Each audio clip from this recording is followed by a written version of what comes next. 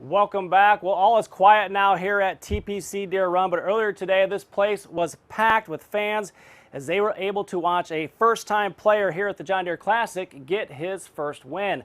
That player is Fratelli. He would get right to work this morning on the opening hole from 127 yards out from the fairway bunker. He knocks this one to just 3 feet from the cup for birdie. Then on two, this chip from just off the green, it would roll to a stop for another easy birdie. Fratelli is now a shot back of the leaders. He would make the turn at 18 under, then on 10, he is over the green in 3 and has this tough chip for birdie. It would be no problem as he knocks it in to tie for the lead at 19 under, and the South African makes one more birdie on the 17th on his way to a bogey-free 7 under 64, earning his first win on tour, becoming the 9th player to win the John Deere Classic in his first time playing in the event. Oh, it's huge. I mean, it's obviously job security for the next 2.5 years. It gives me the ability now to hopefully play less golf and get stuck in the gym with my trainer, get stronger and work on things that'll hopefully prolong my career and make me a better player in the long run. I've played probably the most golf out of anyone in the top 100 or 150 in the last 3 years. If you go check the amount of events I've played across the globe, it's quite ridiculous.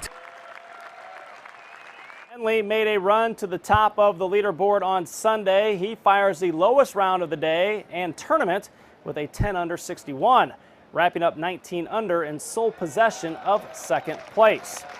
As for one of the young guns in the tournament, Colin Morikawa jump starts his final round with an eagle on the second. His approach shot would leave him just 12 feet from the hole, and all of a sudden he would be at 14 under. On the back nine, the rookie adds a birdie on 14, then has another short eagle chance. This one from 10.5 feet away. He buries it, his second eagle of the day. Morikawa finishes with the final round 5 under, tied for 4th at -17, helping him earn his PGA Tour card. I knew my game was trending in the right direction when I turned pro.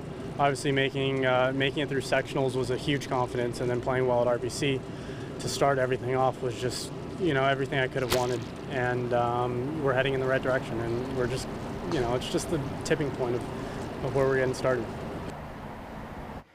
Let's take a look at that final Lazy Boy leaderboard for the John Deere Classic, and there you will see right at the top is Fratelli, 21 under.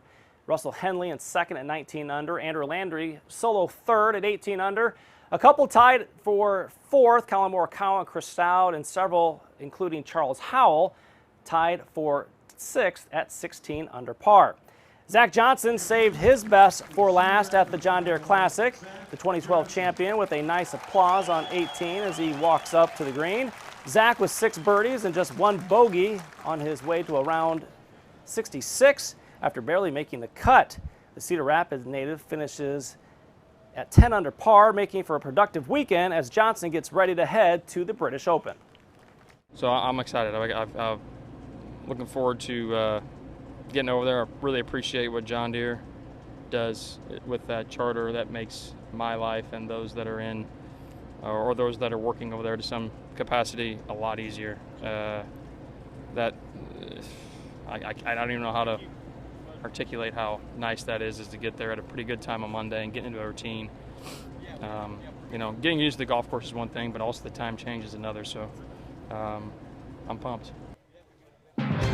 Now WQAD News 8's Shot of the Day, sponsored by Zeglin's Home TV and Appliance. There were many great shots in the final round. This one comes from Adam Schenk on the 9th hole. From the green side bunker, with not much room to play, Schenk has just the right touch, a couple bounces, and into the cup for birdie. Schenk finishes tied for 6th at 16 under.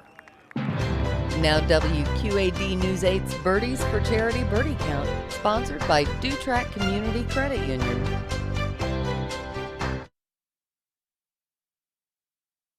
The pros with plenty of opportunity to make birdie putts out here at Deere Run. There are 287 birdies tallied today at the JDC. Add that to what they already shot over the last couple days. That birdie count finishes at 2,091.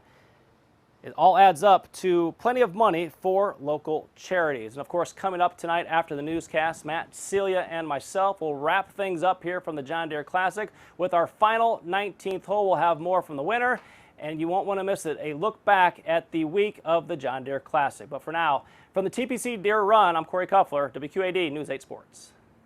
All right, thank you, Corey. And good thing the Classic itself is wrapping up because we have some of the hottest temperatures of the year so far on the forecast board for the week ahead. We're also tracking some leftover thunderstorms still roaming the area this evening. We'll tell you when we'll get a better chance at seeing more of these that could potentially break down some of this heat with the help of your accurate forecast, which is next.